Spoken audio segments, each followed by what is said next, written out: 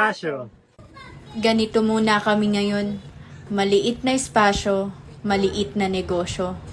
Kung titignan mo, parang ang dali-dali.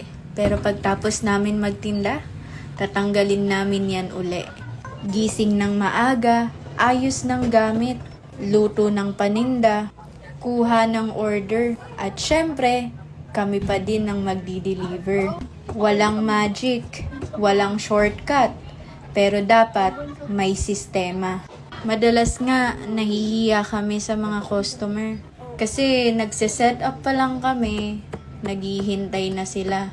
May opening time and closing time naman kami. Pero siguro, yun na din yung way nila para mapakita na nakasupport sila.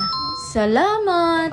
Hindi pa ito yung made it moment. 75. Pero siguro, malay natin, yung maliit na espasyo na to, sa susunod, may malaki ng pwesto. O ikaw? Oo, ikaw. Di ba gusto mo magnegosyo? Di mo kailangan ng magandang setup o malaking puhunan. Simulan mo na yan. Abangan ko yung sayo. O paano, sarado na kami. Bukas ulit. Okay lang na hindi mangyari yung gusto mong mangyari. Ang hindi okay, yung hindi mo man lang sinubukang gawin yung alam mong kayang-kaya mo namang gawin.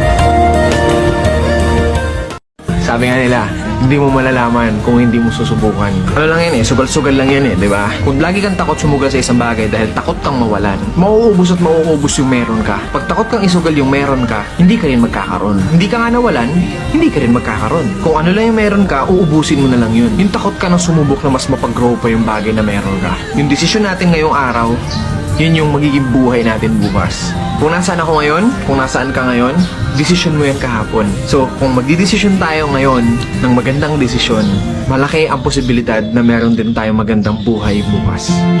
Ba't ang sipag mo? May gusto akong mangyari. May gusto akong marating sa buhay. Meron akong gusto na someday, lahat tong hirap na nararanasan ko is mapapalitan ko ng sarap.